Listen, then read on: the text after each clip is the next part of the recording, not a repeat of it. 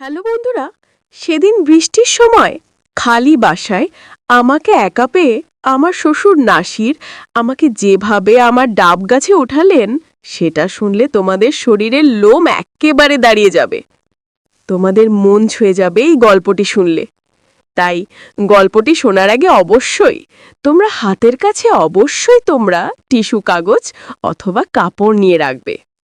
তো আমার বন্ধুরা, যদি আমার এই গল্পটি তোমাদের ভালো লাগে তাহলে অবশ্যই তোমরা এই ভিডিওতে একটি লাইক দিবে। আমাদের পরবর্তী ভিডিওগুলো নিয়মিত পাওয়ার জন্য অবশ্যই চ্যানেলটি সাবস্ক্রাইব করে বেল আইকনটি বাজিয়ে দিও। আমার নাম আরমিন, আমার বয়স 20 বছর। আমার বিয়ে হয়েছে মাত্র 2 বছর হলো। আমার স্বামী তুষার চাকরি করে, তাই সে ঢাকাতে থাকে। বাড়িতে আমি আর আমার শ্বশুর নাসির থাকি। আমার বিয়ের আগেই আমার শাশুড়ি মারা গেছেন। সেই দিন বিকেলবেলায় হঠাৎ খুব জোরে বৃষ্টি এলো। বাইরে প্রচুর বৃষ্টি হচ্ছে। আমি বসে টেলিভিশন দেখছিলাম। হঠাৎ আমার শ্বশুর নাসির আমাকে ডাকলেন। বললেন, বৌমা, একটু আমার রুমে এসো তো। আমি তার রুমে গিয়ে বললাম, বাবা, কি হয়েছে? তিনি বললেন, আমার পায়ে একটু ব্যথা করছে, আমার পায়ে একটু তেল মালিশ করে দাও তো। আমি বললাম, ঠিক আছে, আপনি একটু অপেক্ষা করুন, আমি তেলটা গরম করে নিয়ে আসি। এই বলে আমি রুম থেকে চলে গেলাম। বন্ধুরা, তোমাদের আরেকটি কথা বলিনি, সেটা হচ্ছে আমার বিয়ের আগে আমার স্বামী তুষার কিন্তু আমাকে দেখতে যায়নি। আমার শ্বশুর নাসির আমাদের দুঃসম্পর্কের আত্মীয় হয়। হঠাৎ একদিন আমাদের বাড়িতে বেড়াতে এসেছিলেন। আমাকে দেখে তার খুব পছন্দ হয়েছিল, তাই আমার মা বাবাকে বলে আমাকে তার ছেলের বউ করে নিয়ে এলেন। ছেলে সরকারি চাকরি করে, তাই আমার বাবা মা আমাকে বিয়ে দিয়ে দিলেন। তখন থেকেই নাসির আমার প্রতি দুর্বল, কিন্তু আমারও কেন যেন তাকে খুব ভালো লাগে। তার বয়স 50 বছর হলেও দেখতে এখনো অনেক সুন্দর লাগে তাকে। বিয়ের পর থেকে দেখতাম শ্বশুর নাসির আমাকে চোখে চোখে রাখতেন।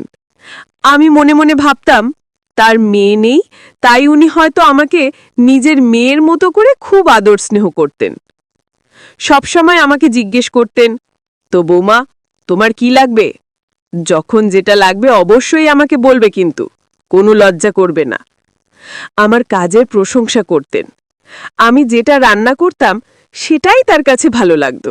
আমাকে বলতেন, বৌমা, তোমার রান্না খুব সুস্বাদু হয়, ঠিক তোমার মতো। তুমি দেখতে যেমন সুন্দর তেমনি তোমার রান্নাও অনেক সুন্দর। আর শ্বশুরের মুখে প্রশংসা শুনতে আমার খুব ভালো লাগতো। আমি আরও বেশি বেশি করে আমার শ্বশুরের সেবা যত্ন করতে লাগলাম। যাই হোক, এখন মূল গল্পে আসি। আমি তেল গরম করে শ্বশুরের রুমে নিয়ে আসলাম। তারপর তেল তার পায়ে ভালো করে লাগালাম। বিকেলটা ছিল কেমন জানি অন্যরকম। জানলার বাইরে টিপটিপ বৃষ্টি পড়ছে। বাড়িটা এক্কেবারে নিস্তব্ধ। সবাই কোথায় যেন গেছে। আমি আর বাবা, মানে শ্বশুরমশাই নাসির, এই বিশাল বাড়িতে একা। একটা হালকা কাঁপুনি লাগছিল আমার গায়ে। মনে হচ্ছিল এক কাপ চা পেলে ভালো লাগতো। আমি চুপচাপ উঠে রান্নাঘরে গেলাম চা বানাতে। হঠাৎ শুনিলাম পেছনে নরম পায়ের শব্দ। ঘুরে দেখি বাবা দাঁড়িয়ে আছেন। হেসে বললেন, তুমি তো একা, ভাবলাম একটু কথা বলি। আমি বললাম, চা বানাচ্ছি, আপনি বসুন, নিয়ে আসছি।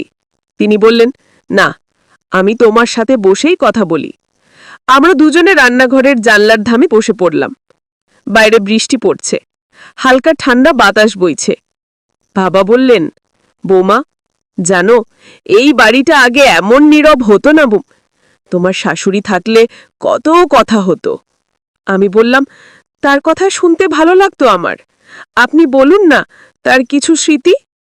আমি একটু থেমে বললাম যে, আমি তো এই বাড়ির মেয়ে, আপনার মেয়ে হয়েই থাকতে পারি। বাবা হেসে বললেন, হ্যাঁ বৌমা, তুমি তো আজ আমার সবচেয়ে আপন। আমি বুঝতে পারি এই সম্পর্কটা শুধু আত্মীয়তার নয়, এক গভীর হৃদ্যতার। শ্বশুরমশাই নাসির ধীরে ধীরে বললেন, তোমার শ্বশুর হোক কিংবা বাবা, একটি বন্ধুত্ব যদি গড়ে ওঠে তাহলে জীবনটা আরও সুন্দর হয়ে যায়। আমি মাথা নাড়লাম। সম্পর্ক তো যত্ন আর সম্মানেই গড়ে ওঠে। তখন আমি হাতটা একটু থামালাম। তিনি বললেন, তোমার হাতের স্পর্শে শুধু শরীর নয়, মন শান্তি পায়। আমি একটু হাসলাম। আপনি এমন বললে আমি আরো লজ্জা পাই বাবা। শ্বশুর হেসে বললেন, লজ্জার কিছু নেই, ভালোবাসা তো সম্পর্ককে আরো সুন্দর করে তোলে। বৃষ্টির শব্দ তখন আরো গভীর হয়ে উঠেছে। ঘর জুড়ে এক শান্ত পরিবেশ। আমি ধীরে ধীরে উঠে দাঁড়ালাম।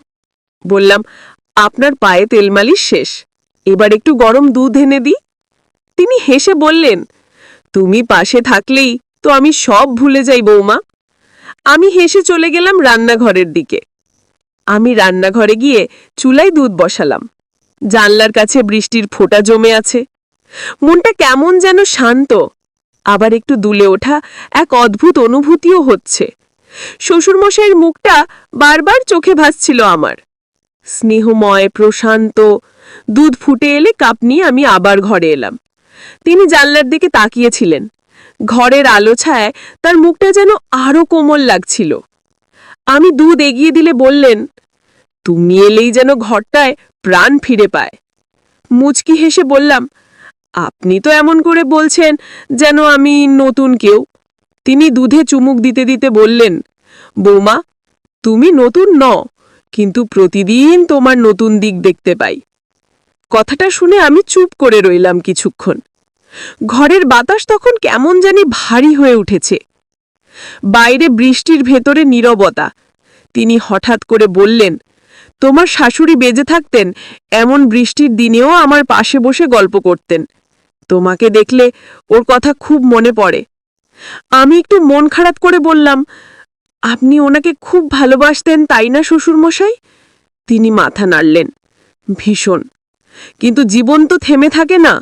সেই ভালোবাসা এখন শুধু স্মৃতি। তুমি সেই শূন্যটা কিছুটা হলেও পূরণ করো।